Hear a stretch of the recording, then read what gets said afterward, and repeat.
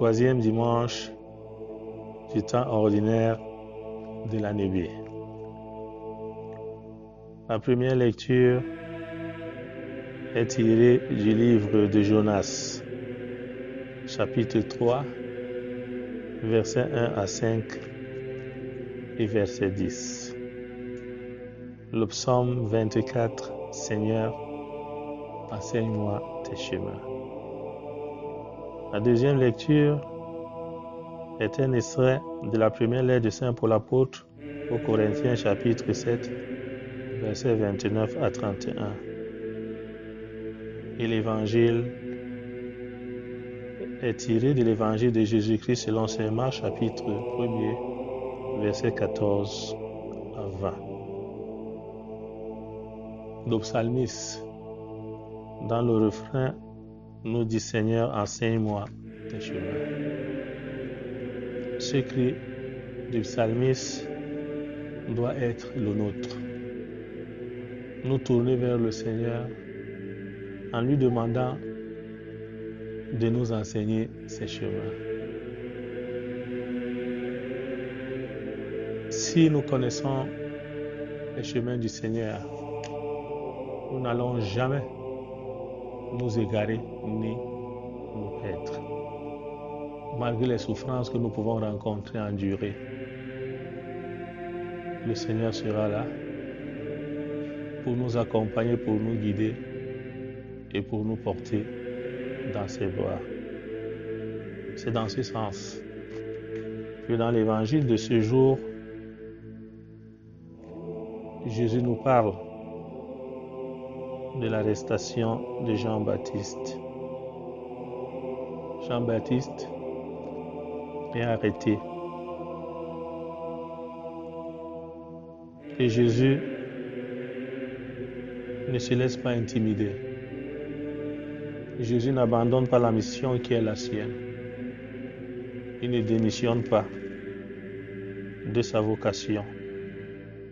Il doit continuer l'annonce de la bonne nouvelle. Il doit continuer la mission pour laquelle il a été envoyé par son Père. N'oublions pas que Jean est le précurseur de Jésus.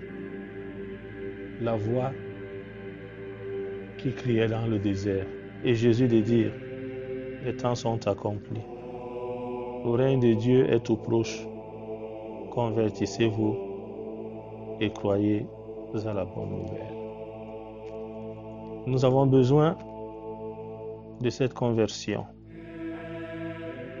Nous avons besoin de ce changement et de ce renouvellement pour mieux accueillir la parole de Dieu.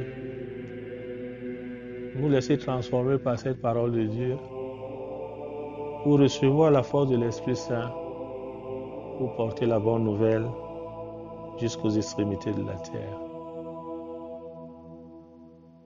Et pour être des associés à cette mission, nous devons être appelés par Jésus lui-même. Parce que c'est lui qui nous appelle et c'est lui qui nous confie la mission. D'où il se choisit des collaborateurs. Et quand Jésus nous choisit, Jésus ne méconnaît pas notre histoire.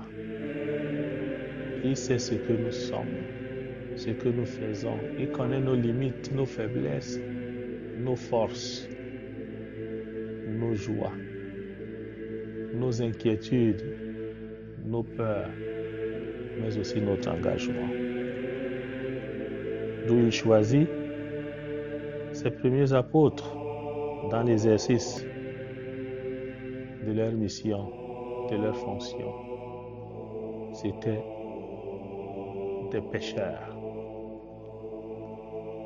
Jésus, en les choisissant et en les associant à sa mission, à son projet, fera d'eux désormais des pécheurs d'hommes. La vocation, c'est accepter de tout abandonner. Une vocation authentique, pour répondre favorablement à l'appel du Seigneur. Comme ses premiers apôtres, soyons aussi prêts quand le Seigneur nous appelle à tout abandonner. N'ayons pas peur de notre histoire passée. N'ayons pas peur de nos limites. N'oublions pas que nous sommes des hommes incapables. Mais par l'appel, le Seigneur qui nous confie la mission nous rend capables. En ce dimanche, nous demandons cette grâce au Seigneur qui nous donne la grâce pour ceux qui n'ont pas encore découvert leur vocation, de découvrir notre vocation. Pour ceux qui ont déjà eu cette grâce de découvrir la leur, d'aimer notre vocation, de l'assumer, et que par sa présence, il nous donne les moyens de l'accomplir et de la vivre dans la fidélité. Que le Seigneur nous bénisse tous.